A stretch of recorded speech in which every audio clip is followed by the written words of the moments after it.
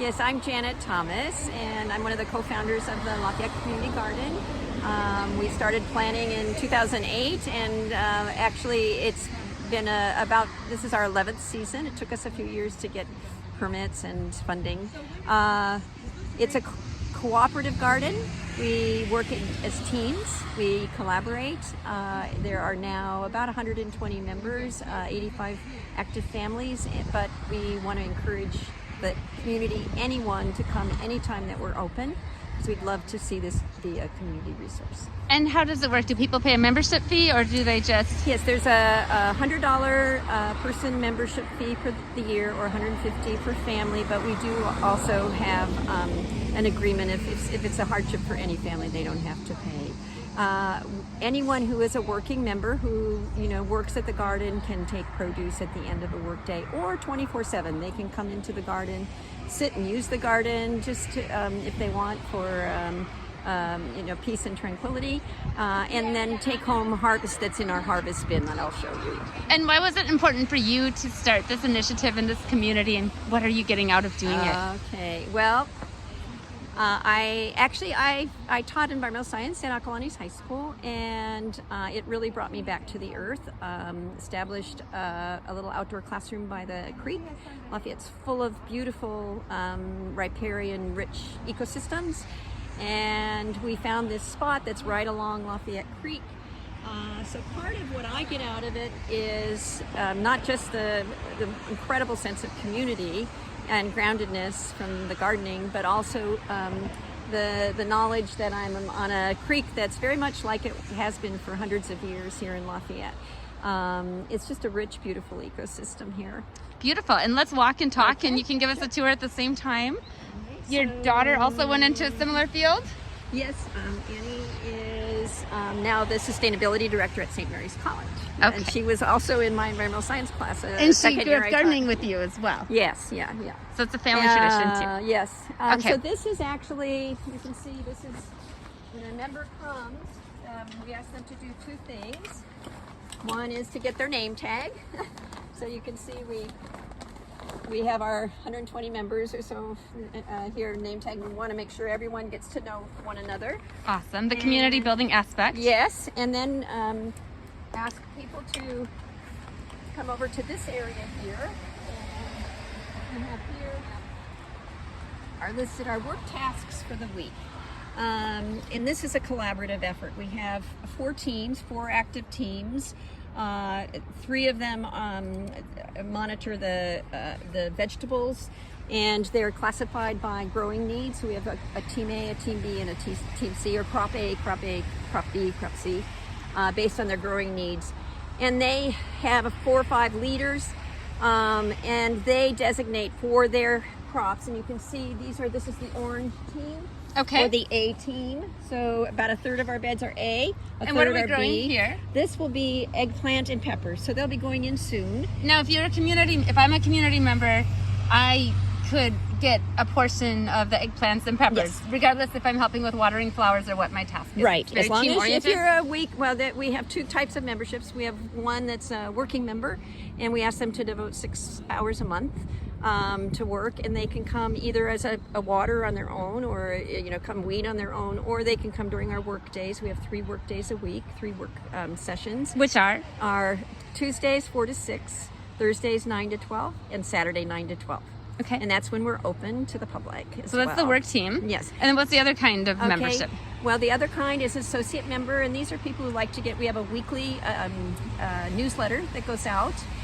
We have a lot of social events and educational events, and they are a part of the community, but they don't necessarily want to commit to work 6 hours a month. However, if they come on a work day and work, they can take whatever harvest we've harvested that day. So those are the 2 memberships. We kind of have a motto here. It's a no guilt garden. We find that a lot of people who come here are newly retired, and they have a strong work ethic, and we really want people to do whatever they can and feel comfortable doing. So we don't want anyone to feel guilty by not coming here, so we offer them that alternative. It's amazing the number of people who say, you know, I was a director of this, or I had an executive job here. Please, I don't want to be in charge of anything. Just tell me what to do. So it's an interesting, it's just an interesting dynamic. And generally, a lot of those people will be here 2 or 3 years. They find a niche that just really is compelling to them, and then they may take on more of a leadership job in that particular niche. Perfect. Yeah. Where should we go next? So next, you can see we have a bulletin board with, you know, some of our activities. We have over here is a milk crate garden. We have as a demonstration for people who might not have a yard. They can see how they might be able to grow things on a patio. That's so cool. So what are we growing in the milk crates? Lettuces right now, mainly. Okay. And then over here we have succulents. We ask anyone to come and cut. Anyone can come and cut succulents because they're easy to propagate, and often we'll put some out on the street for community members to pick. Cool. This right here, these will be flowers. As Jeannie said, we're really increasing the number of flowers. We're obviously concerned about the drought, but on the other hand, there are some flowers that need less water, a lot of our natives, and they're excellent for the bees. We have 3 active hives that are managed by the Mount Diablo beekeepers. Does that mean there's honey here as well? Yes. Last year, I think he was able to harvest 14 jars of honey, so we had a raffle. It was a very competitive raffle. Oh, that's so cool. This right here is our harvest area. So you can see when things are harvested, they're put in here at the end of the workday after everyone's left. While they're being harvested, they're put on here for people to, on this picnic table for people to take. We have some beautiful artwork. This is a bird bath that was done by Susan Dannenfelser, one of our members. She has contributed just an incredible aesthetic beauty to the garden. And these are contributors that are listed? These were actually people who were some of our initial, we call them pollinators, or initial philanthropists. We also have over here an area, these were people who gave us money before we even started, and these tiles in the middle were sold at an Earth Day event. Or a wine, and I can't remember, it was maybe the Wine Fest event for $100, and all of these people then contributed to the founding of the garden as well. That's so cool. Mm-hmm. And did you say you also have chickens here? Yes, we do. Are we going to be able to peek at those? Yeah. Awesome. And then this is right here, we have an active composting team. We have compost that's working, and then this is curing, ready to use, and then sifted. We have workers that do the sifting. So when we're ready to plant our vegetables, we always amend the beds with our compost, and then this whole big bin here is full of worm castings. Okay. And I'll just give you a peek. They don't like to get too wet. We probably have. Oh, wow. Oh, I would say, 100,000 worms. It's That's pretty amazing. Yeah. Don't quote me on that. I won't. We're just taking a guess. Okay, we have a greenhouse. We propagate all of our plants, but maybe a few, but we tend to propagate all of our plants from seed. We always buy a few from Master Gardeners as backups in case. And then February, March, we use the greenhouse, and then January, February, we use people's homes. We have 5 garden members now who have grow carts, and so they propagate plants in their homes. So you're doing things year round, even if you can't be out here. Yes, we're our official garden season is March through October, but we have a core group of about 40 people that do work during the winter as well. Oh, that's awesome. Mm-hmm. This right here is these are some of the starts that will be going in the ground. Now, are we doing organic vegetables? Oh, it's all organic. Awesome. And that was part of the interest as well of the people who established the garden. They were very interested in local foods. And we actually tried to start a farmer's market here in Lafayette. We tried for 3 years in Plaza Park. And we had a farmer's market, and it just didn't succeed for a number of reasons. One was the vendors couldn't park on site. It was really a hardship to them. Another is it's just a very busy corner. And so it wasn't easy for people to park, and a little unsafe walking across the street. But the third reason is we're blessed with, Diablo Foods, Whole Foods. We really have a rich Moraga garden, Moraga farmers market. There wasn't really the need. You think there would be? So we decided to come to do this instead. In Okay. other words, the same group that was interested in that and sustainable, we actually collaborated to start the Urban Farmers, which was a gleaning program at the time. But we decided that really a working garden that could act as an educational resource, as well as teach about the local ecosystem, would be probably where we'd best put our energy. And now it seems like the town has come a long way since that little stint of that farmers market, which I remember. Yeah. Oh, do you? Yeah. Okay. Do you think ever there'd be interest in revisiting and kind of connecting it to the garden there project? might be. Yes, there might be, certainly. And Anything's possible, yeah, right? Anything's possible. I don't. It's not something that we would initiate. You're not probably, taking that on. You got your hands full. But certainly we'd be supportive of that effort. Cool. So this area right here is our shed, and we have a big construction team. We've built all of our beds, and most of the things you see. A lot of these tools have been donated. And this looks like a children's area? This is our children's area. Jeannie, whom you met, she and her husband have been working overtime to sort of bring some toys and all. This is a sandbox here.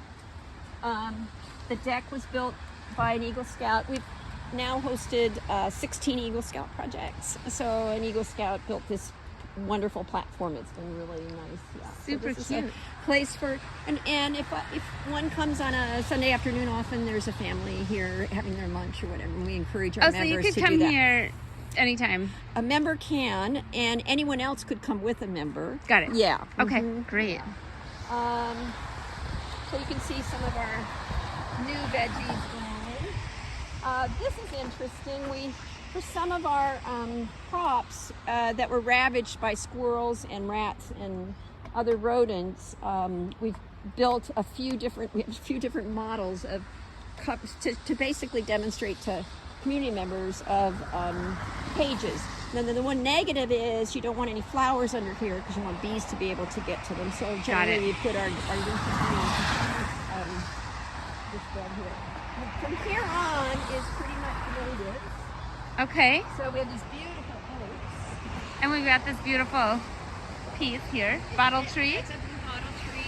We had a member who lived in the South, and they actually originated in Africa. It's a way to get rid of evil spirits and bring in positive energy. And a lot of the slaves in the South who settled on farms, after the Civil War, had blue bottle trees. I don't know the exact history, but it was that member who brought that. And that's the other thing. We really try to encourage individual projects. If someone has an idea for a project, we do have a governing board, but we really are excited when people have a project in mind that they'd like to contribute. And one of those projects was this chicken coop. It's a state-of-the-art chicken coop that was designed by Papa John Kiefer, who's a community member, and donated by one of our garden members who always wanted a chicken coop, a run, and her husband didn't think they had the space for it, so she donated the money for us to build this, and we've had 15 chickens for the last 8 years, and love getting fresh eggs. And hi there, how are you? So you get fresh eggs. Okay, cool. Hi, Janet. Hi. We were here on Tuesday, and they gave us the code water to go in, and she likes to hold the chickens and stuff. Okay. Is that okay with you? Sure, yeah. As long as I'm here, I'm going to be leaving in about 10 minutes. Yeah, 10 minutes. That'll 10 be minutes. fine. Okay, good to see you. This was interesting. The first 4 years, we didn't have any water here. East Bay Mud is on the other side of the creek, but they didn't want a pipe of water coming, chlorinated water coming across the creek, because if there were a leak, it could endanger life. So we used to truck in water, which was not very sustainable, and we had solar panels to pump the water, which was very unpredictable. So 7 years ago, we actually got funding from the Lafayette Community Foundation to put in a tunnel under the street that cool. went up to that median strip. So we actually tie into Oakwood's water. Okay. And so we pay Oakwood. Oakwood pays the city. Okay. And that's how this is our water meter here. This is where Okay. it goes under That's there. Yeah. cool. So again, this is one example of sort of community collaboration. That's really worked. Cool. Can I come back and ask you all a question in just a minute? I'm working on a piece for Lumberanda Weekly. So these are natives that, you know, we're propagating with time. And ceanothus and erlupin. And when we came here, this was all poison oak and just rubble. This used to be an old dumping area. It was a staging area. Okay. For East Bay Mud. This is our education area. Oh, cool. Yeah, and then we have a pizza oven. Oh, back how there, cool is that? Which will open up next week. We have our first big social. And it's so fun because it's been 2 years, you know, since we've had social events. So this is a nature trail. We have a nature trail guide, and For members only, or? oh no, we encourage community members to come whenever. Oh wow, how cool is that? And how far is the nature trail? It's only about not super far. 150 meters. Okay. Yeah, but we've cleared this area down here.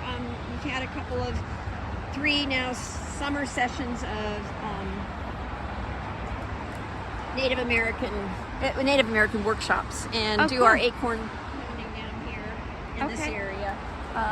We're starting to grow mushrooms, so that's actually an area where we soak some of the mushroom pods that we get inoculated with the spore. We have a tree that came down, a big oak tree, and you can see maybe the benches there were part of the oak. We decided to make a labyrinth from the pieces of the tree. Oh my gosh, let's go look at the labyrinth. This is okay. Yeah. There's a beehive, and here is a labyrinth. This is so cool. Do a lot of families know about this? Certainly the garden families do, and we would welcome people to come during our open hours. This is a hidden gem. Yeah. Nice. Uh-huh. And then what do we have over there with the I'll stumps? show you. All right. So we had a couple of Eagle Scout projects and Eagle Scout troops, or Scout troops rather, work on this to help us with the labyrinth. Cool. This is our Native American area, and we actually have underneath. This is our second dwelling. We've built from scratch. We've actually gone to down wetlands and retrieved all of the tules, and we have a couple of members, one in particular who has taught Native American studies. The tarps are up just for the wind protection right now. They'll come down during the summer. Okay. And then we have 3 owl boxes. We have another beehive back there. Where you're standing right now used to be Old Tunnel Road. Oh, So wow. this whole area, this was the road that people took. We didn't have Antiablo Boulevard at the time to go through the tunnel to Berkeley. So that's why it's kind of hard, and everything has to be built above ground. So this is where kids sit. This is actually an acorn greenery here. Wow. And This is amazing. then we have 2 paths. One, we've built a path that